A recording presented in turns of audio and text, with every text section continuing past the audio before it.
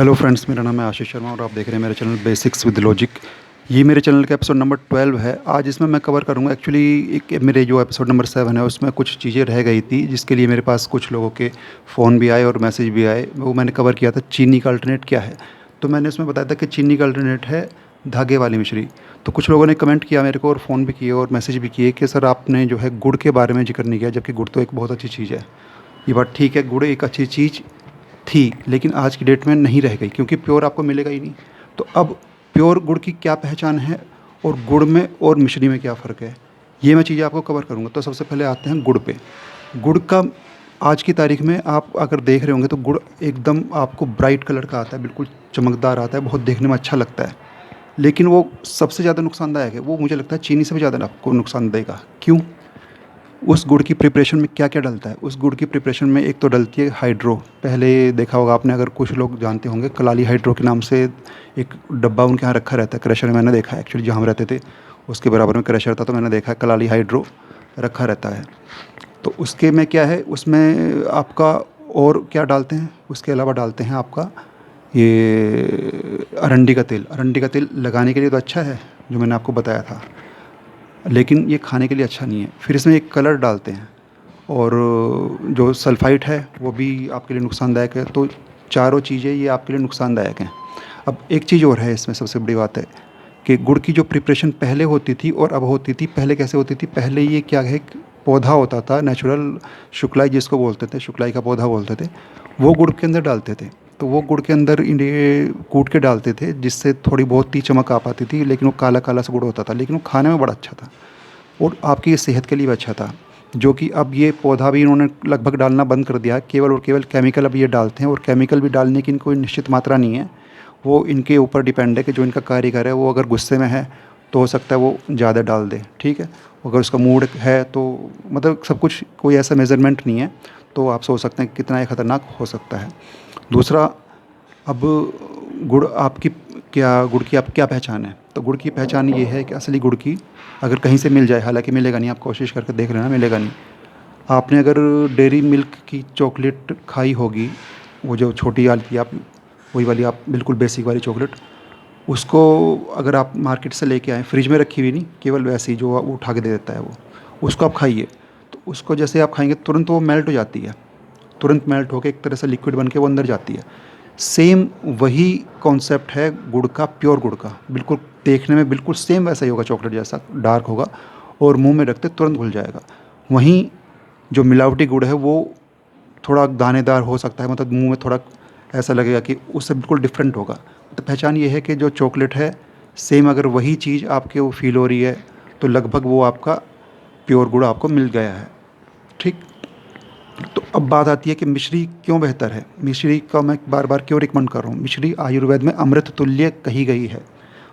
इसका रीज़न ये है कि मिश्री जब से एग्जिस्टेंस जिसका हुआ है या जब से इसकी प्रिपरेशन बननी शुरू हुई है, तब से सेम इसका प्रोसीजर या सेम इसका जो बनने का तरीका है वो वैसा ही लोग फॉलो करते आ रहे हैं। उसका तरीका क्या है, उसका तरीका ये है कि जो गन्ने का रस है उसको इन्होंने कढ़ा, जो इसका बड़ा सा एक कढ़ाई होती है उसमें डाल दिया। अब उसमें ये उबालते हैं, उबालने के बाद क्या है, उसमें थोड़ा सा ये दूध वगैरह डालते हैं, कच्चा दूध डालते हैं, जिससे वो केमिकल उसके अंदर जो यूरिया वगैरह, क्योंकि यूरिया वगैरह तो होता ही है गन्ने में, जो जब ये आपका गन्ना तैयार होता है, गन्ना जब पैदा होता है तो यूरिया काफ़ी मात्रा में डलता है, तो कुछ केमिकल उसके बाहर आ जाते हैं, ठीक। तो उसको ये प्योरीफाई करते हैं। अब आप दोनों में फ़र्क देखिए, कहाँ तो गुड़ बनाने में केमिकल ऊपर से डाले जा रहे हैं, 4 तरह के केमिकल हो गए, कहाँ मिश्री में से केमिकल जो एक उसके गन्ने के अंदर ही हैं वो केमिकल निकालने के लिए उसमें दूध डालना है, कच्चा दूध डालना है, ठीक है। तो वो केमिकल निकल के बाहर आ गया। अब ये क्या करते हैं, एक दूसरा कढ़ा लेते हैं, ये कढ़ाई, बड़ी वाली कढ़ाई, उसमें एक स्ट्रक्चर तैयार करते हैं धागे का, वो काफ़ी घना टाइप का होता है।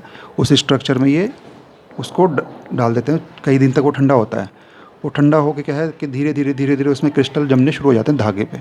तो जहाँ कुछ क्रिस्टल जमे तो पूरा का पूरा एक काफ़ी बड़ा लट्टू टाइप के काफ़ी सारे उसमें बन जाते हैं कढ़ाई में। उसको ये फिर ये बाहर निकाल लेते हैं धागे सहित। तो ये फ़र्क है प्रिपरेशन में, आप समझ सकते हैं कि दोनों की प्रिपरेशन बिल्कुल डिफरेंट है। तो गुड़ बहुत अच्छी चीज़ है, बहुत शानदार चीज़ है, मैं कहता हूँ मिश्री से भी अच्छी है, लेकिन प्योर नहीं मिलेगी, नहीं मिलेगी, बिल्कुल नहीं मिलेगी। तो लेकिन और मिश्री आपको आज भी वैसे ही मिलेगी जैसे अब से 50 साल बाद या 50 साल पहले सॉरी मिलती होगी, या जैसे ही उसका टेस्ट होगा सेम वही। धागे वाली मिश्री, दूसरी जो मिश्री आपको मार्केट में मिलती है जो बिल्कुल एकदम चीनी की तरह होती है, वो आपको बिल्कुल नहीं लानी है।